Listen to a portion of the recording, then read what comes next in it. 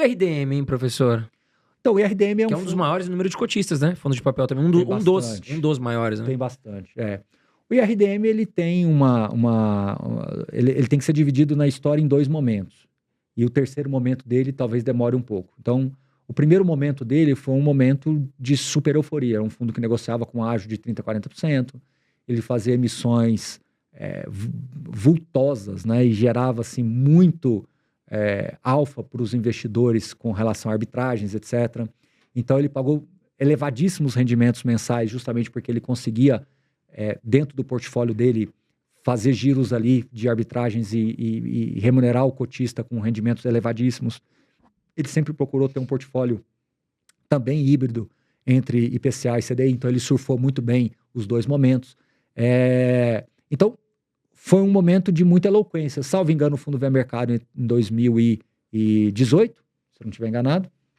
Então, eu diria que até ali, mais ou menos 2022, final de 21, início de 22, alguma coisa assim, ele foi um fundo muito demandado pelos investidores, muito conhecido, muito atrativo. Liquidez absurda. Né?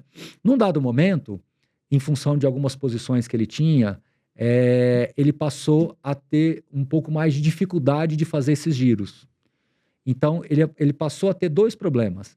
Ao passo que ele passou a não conseguir fazer mais tanto ganho de capital, o mercado começou a colocar um prêmio de risco maior nele e, consequentemente, ele ficou abaixo de patrimonial e o gestor não consegue fazer emissão. Então, ele não conseguiu fazer emissão, porque, assim, quando você tem um problema num fundo, Carol, é muito importante as pessoas que nos acompanham aqui entender isso. Ter problemas em fundos imobiliários é normal. Só que quando você tem um problema em algum fundo imobiliário e o gestor consegue fazer emissões, ainda assim a janela está aberta para emissões e ele cresce, esses problemas se tornam pouco relevantes. Eu falei para você agora há pouco e vamos recapitular. O MXRF é um fundo que tem alguns probleminhas lá dentro, mas é tão irrisório que as pessoas nem falam mais. Muito possivelmente dos 1 milhão de investidores, a grande maioria sequer sabem desses problemas, que está lá há 10 anos. Sim. Mas ficou tão irrisório que ninguém fala mais. Tudo que ele tem de o fundo bom, vem fazendo ofertas milionárias, bilionárias agora, né? E ninguém fala mais nada, né? A HGLG tem ativos desafiadores lá dentro. Cresceu o fundo, ninguém fala nada. Normal, a HGRE vem crescendo, tem os seus desafios. Então, assim, só para você ver que isso é normal, ter problemas é normal. Só que quando você tem os problemas e o fundo não consegue crescer, esses problemas, enquanto maiores, ganham mais evidência. Sim. E a gestão do IRDM vinha diminuindo participações em algumas dessas posições mais arriscadas.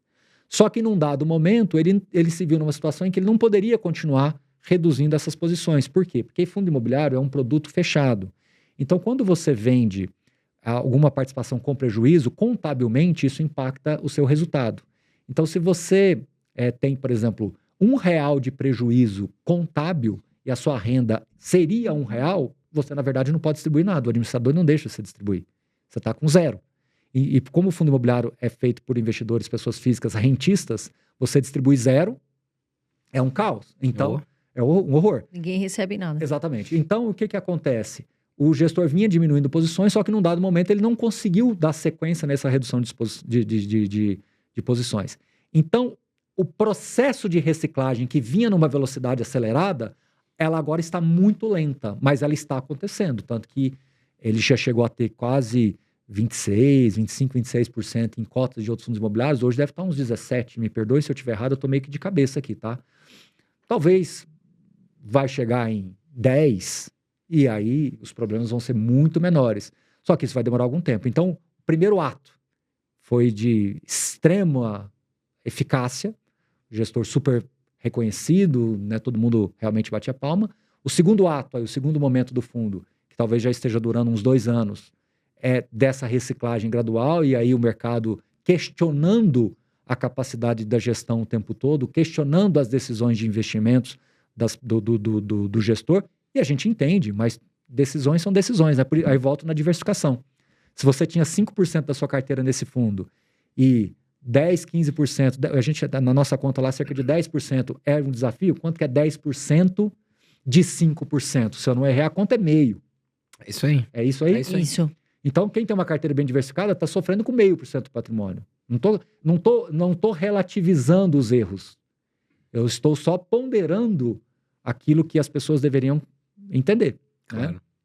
Afinal de contas, são... Meio é uma coisa, 1, 2, 3, né? É Não, diferente. mas assim, é só para dizer que ainda que seja mas é dentro de uma diversificação e dentro de uma O patrimônio sofre pouco. Isso, mas e a gestão vinha fazendo essa redução, né? E aí agora esse segundo momento, essa reciclagem, e eu tenho, assim, plena convicção de que em algum momento isso vai ficar na história. A gente precisa de um remédio chamado juros baixos.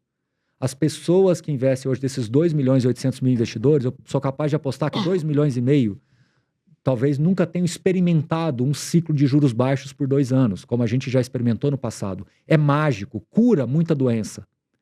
Então, um fundo desse, que hoje está negociando, desculpa, também não sei o número de hoje, mas 15% de desconto patrimonial, está precificando que uns 10% de dificuldades que tem lá dentro vale zero, que na minha opinião não vale. Você tem 10% de desafio, mas não vale zero.